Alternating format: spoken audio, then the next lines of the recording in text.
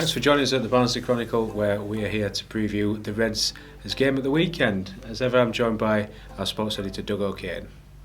I asked Michael Duff about Barnsley's excellent recent home form and the visitors on Saturday, Oxford United. Does that change their style of play with Liam Manning? He's obviously known as very possession-based, passing kind of style at MK Dons. Not really, slight tweak in what we've seen in recent weeks, where they've gone. Carl was very much a 4-3-3.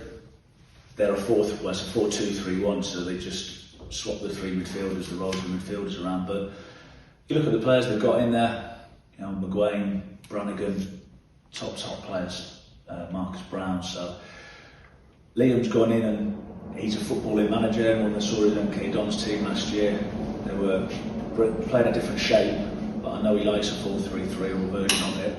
So the thing that we've seen in the last two performances definitely is the spirit that they've shown. They've had two home games, granted, but they've had a right go. And I said 40 plus shots in 2 games against Portsmouth and Bolton probably tells you that they're no rollovers. They're not lying down. They know they're in trouble. There might have been a period of, we'll be all right. We're too good to go down. But they've definitely passed that mark now, because they know they're in it and they have to scrap. So we're going to have to match that.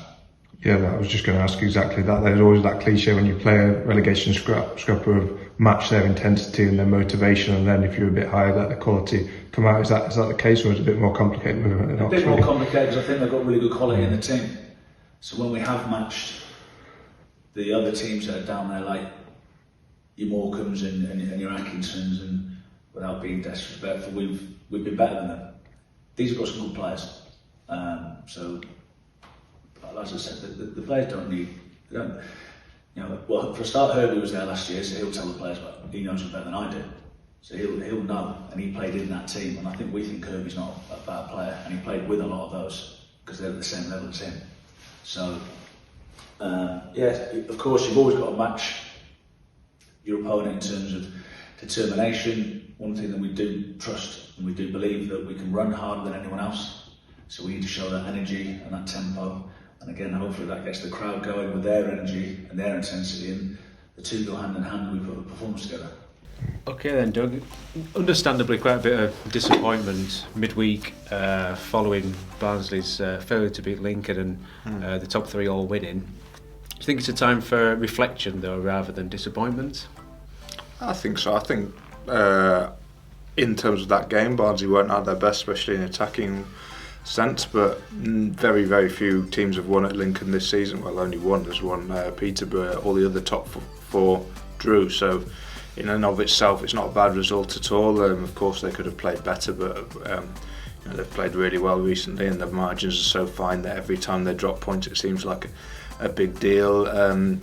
Obviously it makes the top 2 much harder to get into, but I've seen all kinds of sort of comebacks and surprises over the years, so you can never rule it out. But yeah, they are massive outside chances for getting the automatic promotion. But yeah, it's also, they're well into the 80s for points. They've won 25 games. They're definitely in the playoffs. There's loads of positives that we didn't really expect, or certainly didn't seem certain at the start of the season. So yeah, when you reflect on the season overall, it's been excellent whatever happens.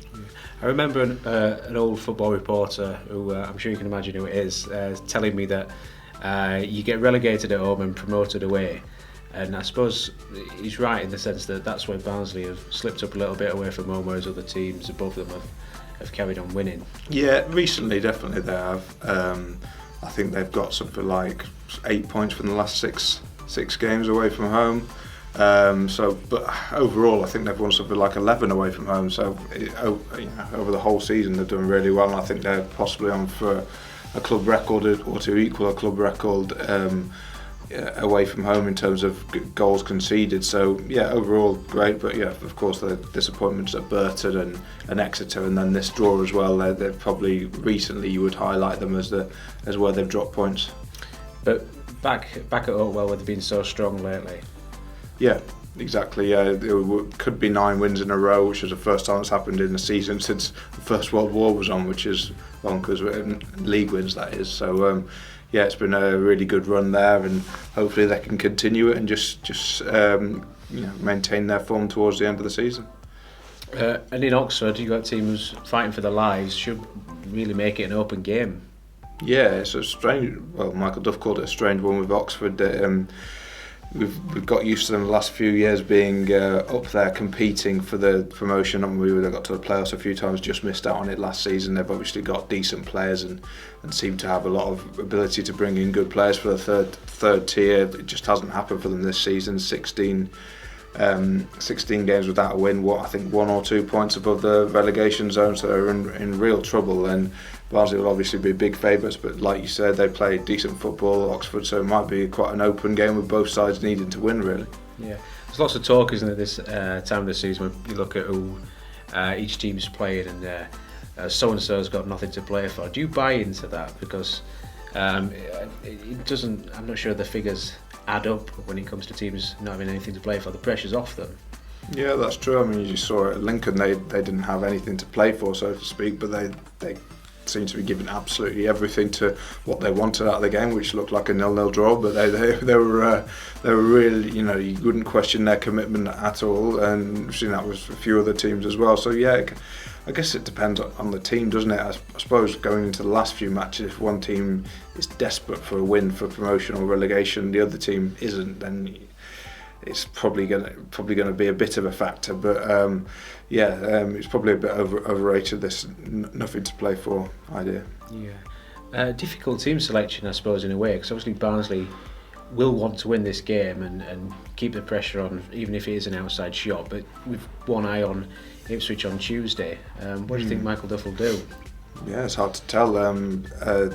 There's not too much you can change. I suppose you can change up front. Norwood and Watters have swapped in and out for the last couple of few weeks. Norwood played I think both games this week. So maybe it might swap again. I'm not sure. And then there's always things you can change in the midfield as well.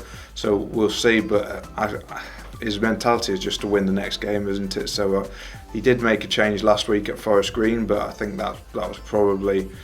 And it worked, that they won, but obviously Forest Green are a very different prospect to Oxford. They were cut adrift at the bottom, whereas Oxford are a much more competitive side. But no injuries as far as you're aware? No, clean bill of health, which they've had for a long time now, so obviously the medical team doing a good job, and first half of the season there was quite a few injuries, but they've barely had any for months now. Remember to subscribe to our channel and you'll be alerted when we upload new content.